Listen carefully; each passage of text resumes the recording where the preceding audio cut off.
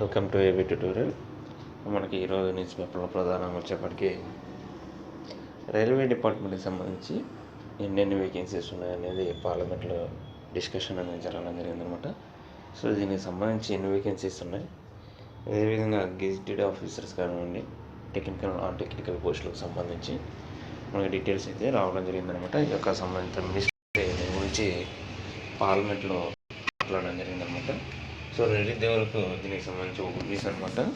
So railway వ్యాప్తంగా, దేశవ్యాప్తంగా ఈ యొక్క రైల్వే డిపార్ట్మెంట్స్లో అన్ని జోన్స్లో కలిపి 2,65,000 వరకు ఉద్యోగాలు ఉన్నాయంటూ ఇక రావడం జరిగింది.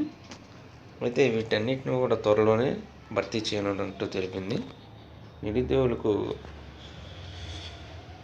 త్వరలోనే ఈ యొక్క ఉద్యోగాల భర్తీ 2,65,000 పైగా ఖాళీలు ఉన్నట్లు కేంద్ర రైల్వే శాఖ మంత్రి అశ్విని వైష్ణవ్ వెల్లడించారనమాట. వీటిని త్వరలోనే ఆయా బోర్డులు భర్తీ చేయనున్నట్లు తెలిపారు.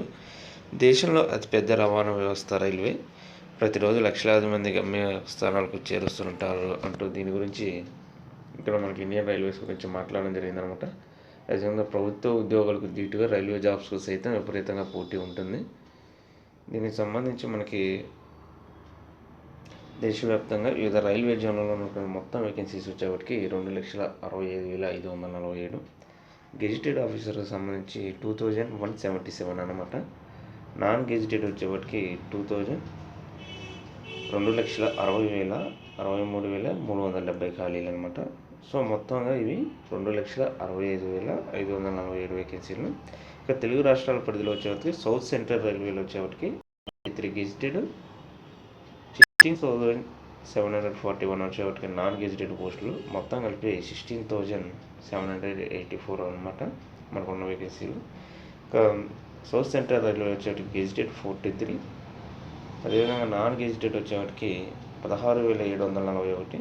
ఇంకా దేశవ్యాప్తంగా గత 5 సంవత్సరాల్లో వివిధ జోన్లతో కలిపి గ్రూప్ సి లెవెల్ 1 పోస్టులు 76,128, మొత్తం వచ్చేప్పటికి 1,89,790 ఖాళీలు భర్తీ చేసినట్లు ఇక్కడ పేర్కొనడం జరిగిందనమాట.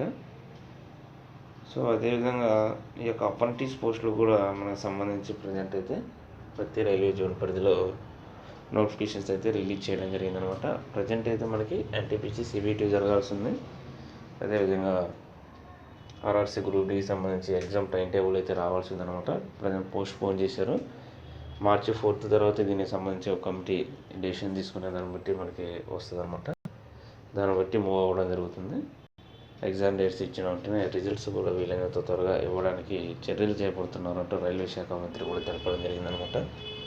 సో ఇది మనకి ఈరోజు ప్రధానంగా ఉన్నటువంటి అప్డేట్స్. ఇలాంటి మరిన్ని లేటెస్ట్ అప్డేట్స్ కోసం ఈ యొక్క ఛానల్ని లైక్ చేయండి, షేర్ చేయండి, సబ్స్క్రైబ్ చేయండి. Thank you.